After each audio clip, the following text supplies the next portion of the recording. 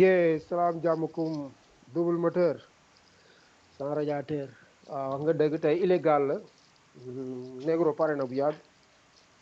Illégal rek moom moo si des bu duggee incha allah ñu commencé émission. asalaamaaleykum maa ngi bëggee gars yi double hip hop service maa ngi bëggee ñëpp ngeen double moteur bëggee naa la négro yi ñëpp waaw bëggee bisimilah.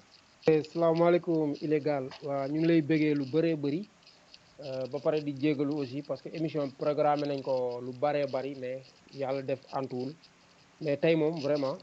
je crois que dara du ñu baare incha allah donc dans un premier temps nga defal ñu benn présentation wax gars yi kan mooy illégal ak maanaam parcours bi nga jot a def bu dee bu gàtt la wala bu gudd la ba fii. lu leer nga wax négro xam naa yàlla teel a ko bind quoi sant yàlla man. illégal benn artiste la bu nekk ci game bi depuis 2009 xam nga di rap nekkoon ci benn label di record xam nga def ay affaire foofu noonu def fa Saturday freestyle xam nga de génnee foofu premier single am deuxième ba trois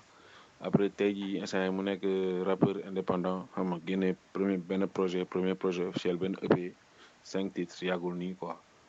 waaw léegi ñu gis ne illégal ci benn label la démarré woon muy Didé Record boobu dinañ ci ñëw gën a yaatal mais entre temps gis nañ illégal def benn projet génne ko projet bi aussi dinañ ko décortiquer en détail mais illégal bi ma xamoon man bi ma koy njëkk a gis ci benn clip laa ko gisoon moom ak rappeur bu dëkk Thiès ñu defoon benn sound moo kii di représenté Medzu moom muy représenté Thiès. lu leer nga wax bàyyi xam nga rek nekk nañ ci di def ay affaires yoo xamante ne xam nga tey jii ñun loolu la ñu gis quoi loolu la ñu gëm loolu la ñu dugal ci hip hop loolu moo tax ñuy rab ba tey jii nii quoi te jàpp nañ ni duñ ko mës a wàcc quoi mais dañ nekk ci benn société boo xamante ne xam nga pour yow tey jii gars yi dégg li nga wax il faut nga jéem ko adapté ñoom ak seen i réalité quoi te réalité bi fii nii mooy instant bi nii gars yi en fait il faut son yi mélodique pour ñu mën a dégg rap bi quoi. xam nga boo xoolee instant bi nii ci processus boobu noonu laa nekk nii ba tey mais son yi nii ma job ma génnee nii son yoo xamante ne la dama ko job après di quoi xam nga bi ma nekkee parce que après dama teg benn affaire sama gaale ci laa ko job quoi mais boo xoolee projet yi ma njëkkoon job projet yooyu noonu bokkul sax ak projet bii nii quoi mais projet yooyu noonu dama ko denc di ko job pour yeneen bagages yi quoi. nga dëkk Médina di teewal Médina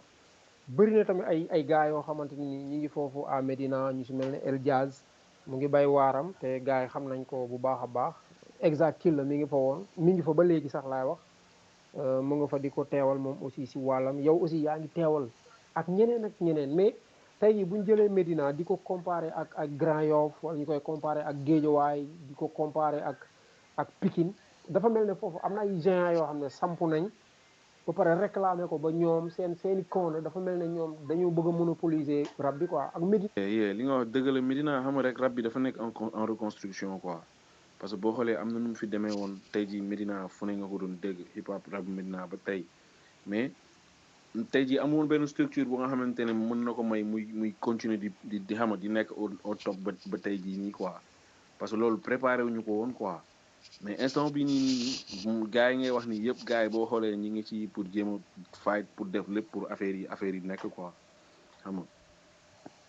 tey jii support bi ñu doon lié rappeurs yi ak ñi dëkk Medina ba nga xamante ne ñoom ñoo leen di may doole ba ñu mën a positionné wu support boobu noonu dafa dagg te support boobu nag la artistes yi nekk instant yi di job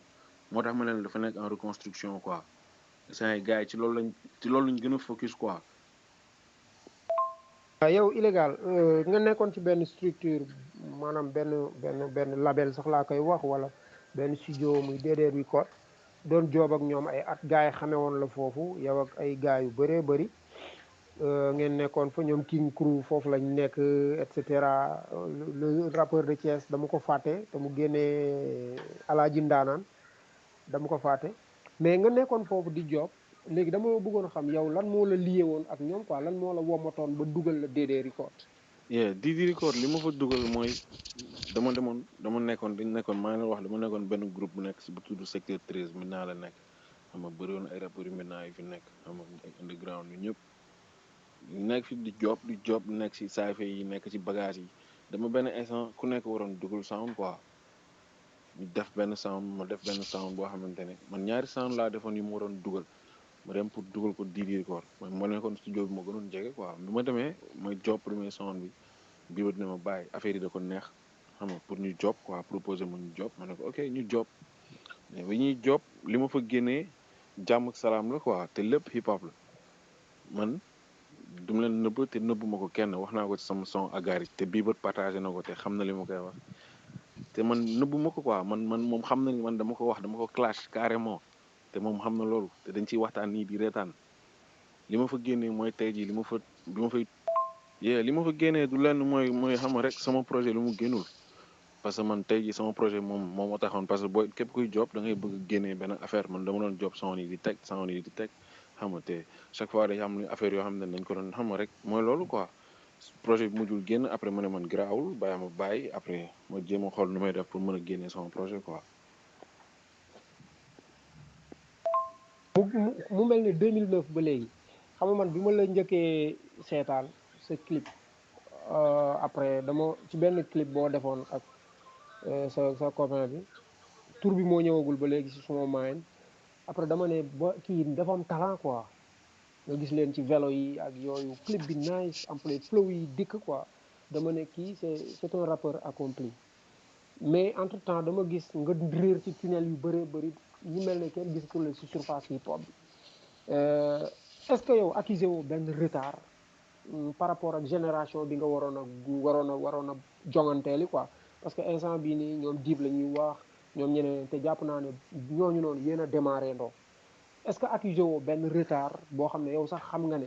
lii c'est un retard par rapport ak li nga waroon a am si game bi. waaw fauleuse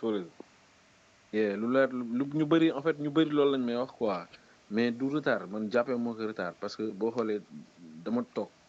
man maa toogal sama bopp ne instant bi nii game bi du rap kese quoi dafa am leneen lu mu laaj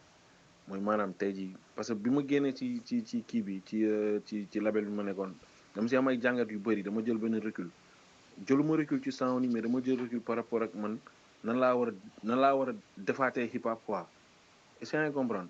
nan laa ko war a defaatee ba nga xamante ne maanaam man ay samay mbir yoo xamante ne maa ko moomal sama bopp moom laay jox doomu aadama yi quoi moo waral ma jéem a instant bi nii xam nga def ay cours de musique.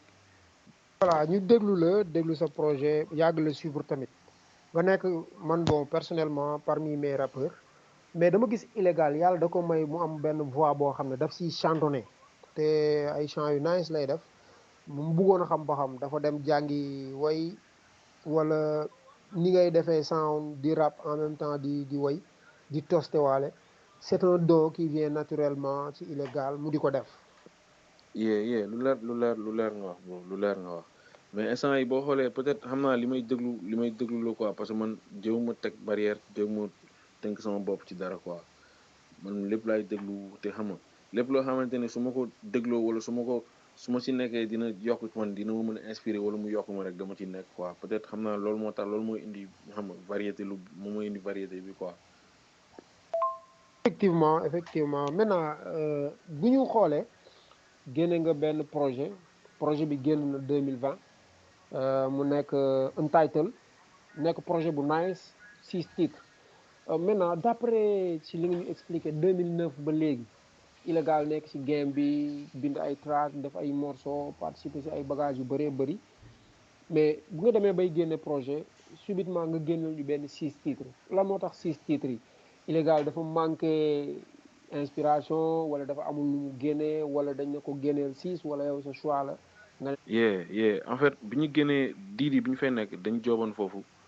ñaari EP lañ fa job ak benn album diggante bi ma génnee Didi ma joobaat beneen album parce que man album laa waroon génnee album laa ne woon dama koy génnee mais après bi ma génnee Didi dama teg benn home studio maa ngi la koy wax sànq sama gàlle mu nekk di job ci lañ job freestyle crew Manji Mori bi xam nga nekk di job si laa ak joobee sama album boobu noonu après dañ cambriolé studio bi jël bagage yi fi nekk yëpp ba pare yàqate ko waa est-ce que yaa ngi comprendre ci laa ne man may génnee projet uti xaalis projet bi à la base xaalis moo tax ma génnee ko ma ne ok ñu génnee projet bi sax gain bi may jobal ma koy nuyu fekk xaw ma ndax xam ngeen ko ou pas Khalifa moom mixé son yi masterisé son yëpp bi ma koy naan nañu pour mu mixer ma son yi damay génnee projet dafa naan loolu mënul nekk li nga wax nii mënul nekk xam nga Big Man dañ ko job 3 jours avant son bi di génn avant projet bi di génn xam nga son yëpp EP bi loolu la quoi dafa nekkoon loo xamante ne fallait dafa amoon urgence la woon quoi urgence la woon tey jii ñu bëri nañ ma maire Medina parce que 10 000 francs laa doon jaayee projet bi. voilà bon c'est très naturel pour artiste boo xam ne dafa war a dafa parce que toll nga foo xamante ne nii aussi boo toogaatoon lu yàgg pour man retard bi day gën a feeñ quoi. léegi nag def nga benn projet mu génn nekk 6 track léegi buñ dikkee ci track par track déjà intro bi dafa am ay affaires yoo xamante ne ay passages yoo xam ne moom moo ma ci marqué mooy niga duma nit téyel sa calme man la woon démb man la waat tey ay defati rap illégalement su la neexul niga baal ma mu mel ne ci intro bi da nga ñëw ak ay wax mel ne dafa am ñenn ñoo xamante ne nii da nga am loo jàppante ak ñoom wala loo werante ak ñoom wala loo leen bëgg a jaay ba tax nga ñëw ci intro bi mel ne ku leen di percuter est-ce que mën nga ñu ñëwal ci sa moo yooyu noonu nga xam. ay wax la ay wax yoo xamante ne tey jii dama ko jëmale woon ci ñi nga xamante ne am na ñoo xamante ne bokkoon na ak ñoom groupe xam nga nekkoon ñoo xamante ne ñu ngi maintenant ñoo xamante ne ay rappeurs lañ xam nga ñoo xamante ne samay ñu ma jege la ñoo xamante ne ñu ma sori la quoi ñoo xamante ne dañu doon am benn idée bu ñu amoon ci man xam nga ma defoon son bi pour ñoom quoi pour wan leen ni ba tey man damay rap quoi ba tey bàyyiwuma maa ngi fii damay rap te xam nga dafa am lu tax quoi te damay représenter comme everyday quoi comme jamais quoi. tey boo xoolee la preuve bi projet bi génnee ñoom ñoo njëkk kontaan quoi ñoom ñoo njëkk ñëw taxaw dama kontaan nañ quoi parce que xam nga ñun li ñu doon wax moom après won nga ñu leneen ñi quoi. ñu bëri dañ leen di critiquer de yéen seen génération bi génération clash la saagante xasante et cetera mais buñ seetloo en fait ñi leen koy taxé dafa mel ne ñu ngi wax dëgg parce que amul kenn kuy génne projet si yéen album EP maxi wala lu mu mën ci doon te amul ñoo jéem a xoos. li nga wax dëgg la li nga wax dëgg la clash man dama jàpp ni xam nga benn pàcc la ci hip hop boo xamante ne c'est plus utilisé quoi liñ koy use dafa bëri mais man tey jii man dama lay wax ci man sama projet quoi ci premier son bi ma lay wax ni intro bi clash la boo xamante ne maa ngi wax ak nit yi mais maa ngi challenge sama bopp quoi parce que am na lu bëri loo xamante ne dégg naa ko loo xamante ne maanaam gars yi dañ ne lii kii du ko def loolu mënul nekk mais dama ko def mais dama ko waxaale quoi wax leen ni man def naa ko te mën naa def loolu mooy sama deuxième son bi nga xamante ne moo am clash muy agaari te xam naa dinañ ci ñëw après bi bët moom reconnaître na boo gisee dafa publier Facebook ne clash nga moom mais damay partager vidéo bi te clash boobu dañ ci waxtaan dañ ciy wax ba tey jii dañ ciy waxtaan di ci kaf di ci ree quoi te du loo xamante ne c'est méchant quoi loo xamante ne yow booy bind tey jii booy bind man en tout cas man su may bind man mën nëbbu sama bopp man pour tey jii li may bind mu gën ma neex foog mu nekk loo xamante ne genre day refléter sama life day nekk loo xamante ne man dama koy génnee. waaw def nga benn track bu nice muy Big Man après dinaa ñëw si yeneen yi mais Big Man dafa nekk sound boo xam ne man pour man même da nga waroon débloquer clipper ko quoi parce que yaa ngi si nettali benn xeetu nit boo xamante ni pour man idéal la quoi nit ku mel noonu pour nga wër ko ci jamono ba gis ko dina jafe mais yow yaa ngi wax I wanna be a big man da nga nekkagul big man wala lan moo la manqué nga doon big man quoi est-ce que mën nga ñu may tuuti ci son big man nan nga ko réaliser inspiration bi idée bi fan la jógee vraiment c'est un son carrément nice ci côté beat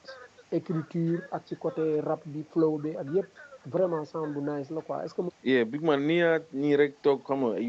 waxtaan ak gars yi nii toog affaire yi inspiré ma waaw mun nekk ci Khalifa moom dafa doon def chaque instant doon yónnee benn son à la base man Big Man bi kese laa amoon quoi Big Man bi kese la parce que dafa am benn copain sax bu koy fooyee moom du jaar si turu nit yi quoi Big Man la lay wax quoi Big Man bi laa doon fooyee ak beat boobu noonu ba après xam nga ma xalaat ci loolu xalaat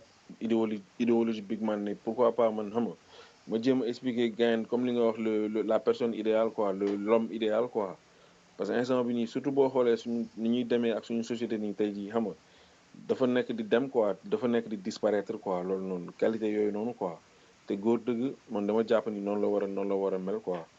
waaw man moom j'aspire à l'être quoi moom loolu laa bëgg doon. après ñu def ko affaire bi nice ñu dugg man son bi boo xoolee Buzz Lab laa ko defee waaw parce que bokk na ci son yi mujjee def quoi mooy ñu dem Buzz Lab am benn Zara bi moom mooy woy ci suuf noonu mu def ci ay affaire yu nice xam nga def ci ay affaire yu nice affaire bi jox son bi beneen kii quoi beneen level quoi. voilà bu ma ñëwee si son bi nii di daw nii ci suuf yaa ngi def ak gaarit mu nekk sound boo xam ne aussi c'est très bien travaillé aussi si côté voice si côté sonorité ak bagage yëpp vraiment projet bi moom man awma lu ma si critiquer quoi mais bi ma gisee nga def benn genre vidéo bàyyi ko si net bi dama gis Bieber réagir partagé na ko même man sax personnellement partagé naa ko parce que léeg-léeg damay link ak Bieber ma gis mu réagir mel ne ñoom recevoir nañ sa message bi nga leen envoyé te fii ak jamono di nga xaar dinañ la tontu te buñ la tontoo xam naa ne tamit réaction dina am est-ce que loolu du indi ñagas-ñagas sa diggante ak ñoom Bieber ak fake friend ak got it real friend ak got it et cetera et cetera ci ban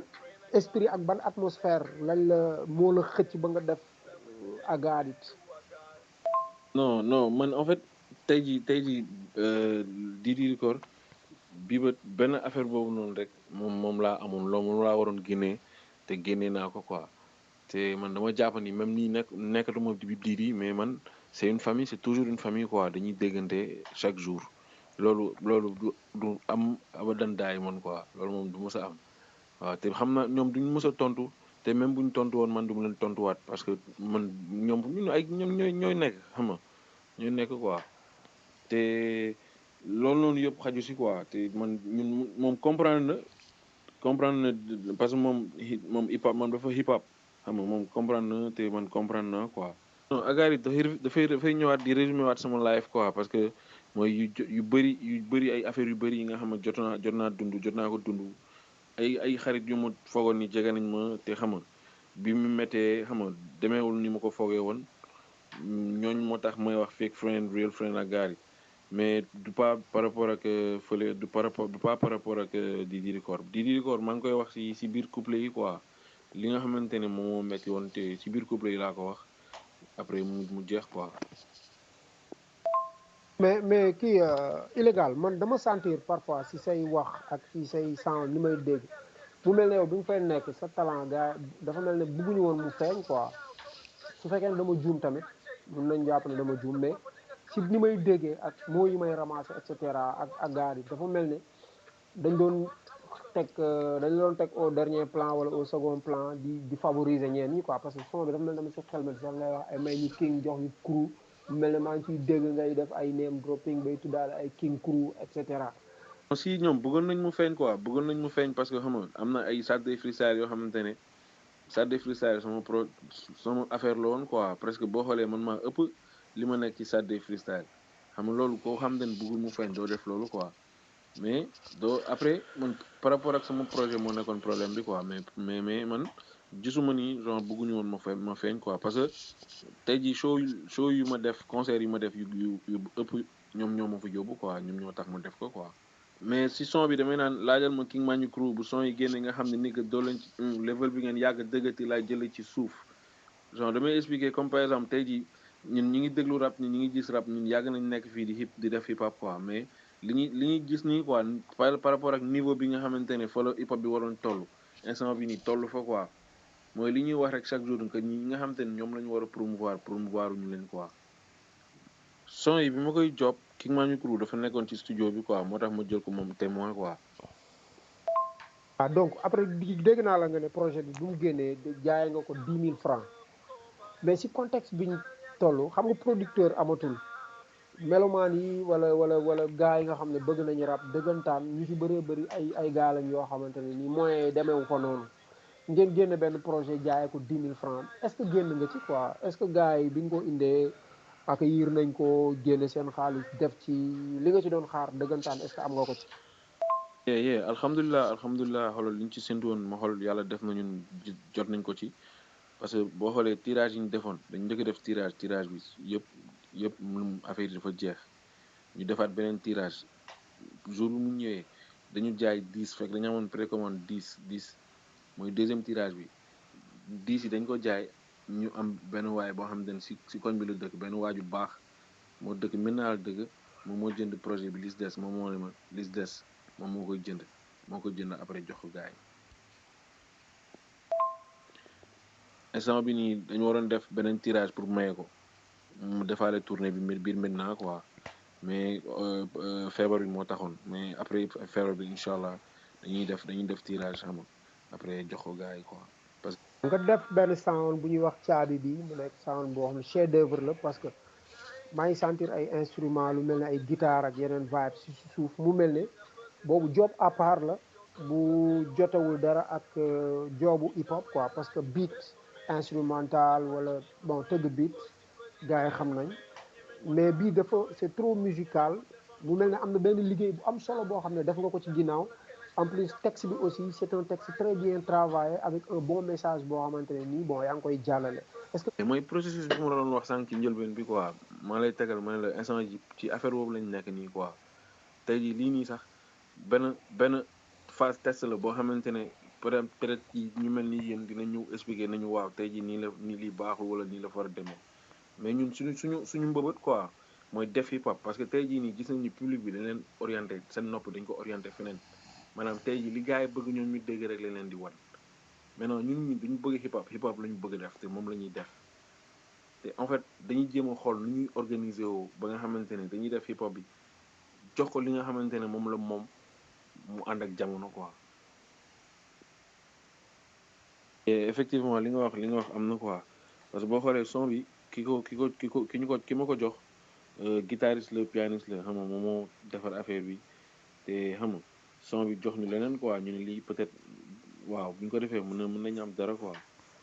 essayer ko affaire yi nice ñu ne waaye pourquoi pas ñu boole ko quoi ñu génne ko. ah donc une heure de temps yi dépassé nañ ko dafa gum nañ 1h30 xam naa bi mooy nekk suñ dernière question avant ñuy tëj muy yow ban jàngat nga am ci hip hop Galsen actuellement est-ce que ça va wala est-ce que ça va pas tey soo amoon looy change ci hip hop bi looy ciy changer ak leen loo ciy maintenir lan lay doon. Bàyyi fii bàyyi maa ngi kontaan ci sa question quoi maa ngi kontaan trop ci sa question bi te am na sax benn liggéey bu nga xam ne ñu ngi ci quoi te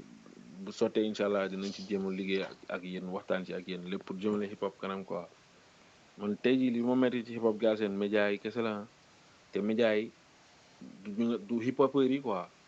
mais média yi la quoi tey jii média yi dañu bëgg imposer ñu léegi sénégalais yi wala monde bi gis li nga xamante ne ñoom loolu lañu bëgg ñoom ñu gis ci hip hop Galsen est-ce que yaa ngi comprendre maanaam tey jii gars yi joxuñu leen opportunité ñu déglu Djily Der joxuñu opportunité Djily Der mu yor benn télé xam nga bu am doole bu nga xam ne sénégalais yi moom la ñuy seetaan te xam nañ ni kër boo dugg am na benn hip hopeur joxoo Djily Der joxoo maanaam ñi nga xamante ne ñoo war a def ay émission ñi nga xamante ne ñoo war a véhiculer ay information ci rap bi maanaam ñu réguler ko quoi de telle sorte que hip hop bi li gars yi consensus lay doon quoi parce que tey jii benn négro du génnee du wax ci benn média loo xamante ne bàyyi day yàq hip hop Galsen benn double moteur du def loolu xam nga tey jii man loolu laa mënul comprendre ba ay nit yoo xam ne ñu mel ni ay meef essayer comprendre meef tey jii boo ko yóbbuwoon TFM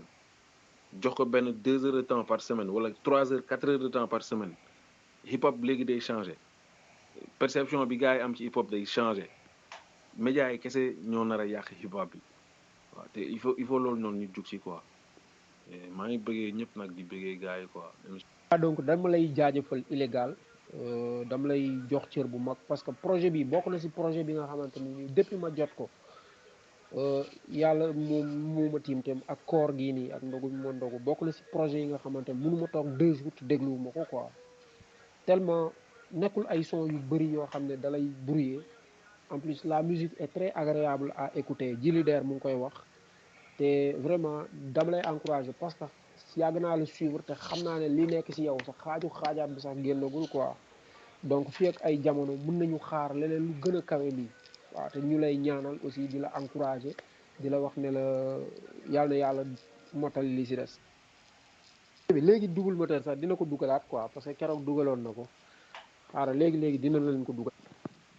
négro fii la ëppee de billaahi émission bi neex na trop te xam nga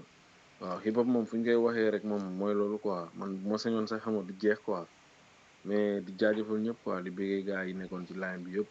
waaw di la wax ni xam nga waaw rafet na quoi job bi mi ngi nice waaw gens yi nañ ci jàpp rek bàyyi lii groupe kese la groupe boo xamante ne tey jii man ñëw ma ne leen bàyyi dama génnee projet yéen yéen a ñëw gis ko lii rek war na leen mot firnde quoi pour ñun ñii ñu jug ci parce que bu ñun ñëpp jugee ne xoolal média bi ñii ñoo fi nekk ñun ñii ñoo ñuy représente parce que affaire yi représente kese la représente kese la bu nekkee ci dëgg bu nekkee ci dëggul ñun kese ñoo ko xam te hip hop loolu la baaxoo quoi maanaam sutura quoi te jii waruñu toog ñëpp duñu jébaane fu ne hip hop nii hip hop kii def na nii clash xam nga affaire yu bëri yoo xamante ne tey jii ñun ñoo ko war a lijjanti mu jeex fi benn yoon waaye di bëggee ni xam nga groupe bi yàlla na doon ay affaire yu waaw yu rëy waaw yu ñëpp ay soldat ngeen mu leen di bëggee di leen wax xam nga waaw jërëjëf quoi. gars yi maa ngi bëggee lu bëree bëri c'est que xam nga invité ku def affaire bu nice ngay waxtaan ak moom dafay neex quoi parce que projet bi sans blague ku soxorul mun nga wax ne mun nga ko wax quoi projet bi dafa nice en plus c'est accessible parce que jaay na bu pare après may na ko gars yi ngi koy am nii nice damay wax gars yi na ko gars yi dégluwaat te bàyyi xel illégal quoi parce que man du tey laa découvrir illégal mais yàgg naa ko découvrir mais daf ma réeroon ci ay jamono mais bi projet bi dellusee dama toog may déglu voix yi ne est-ce que moom la wala du moom mais dafa njëkk changer musicalement changer aussi ci côté flow ak yu bari quoi. Negro nice émission sama gars yi nice émission illégal émission bi nice na trop album bi dafa nice respect si Negro ne respect si gars yi doon déglu lépp gars yi sama gars yi bëggee naa suba waza lañ fi avant waza borom dëgg daal de musique bagage am ñoo nekk noonu xool leen ko njaru nopp question yi PV. Modèle yow waa ji nii ki nga def ci affiche bi nii waa ji avant nañ ko fi 30 fois ñëwul mu demee noonu bàyyi nag gars bu job modèle xaw ma waza xaw ma wos beat xaw ma mës kii avant nañ ko invité nañ ko fi lu ma 30 fois ñëwul bi yoon moom bu ñëwul yow la ñuy génnee ci crew bi pour te dire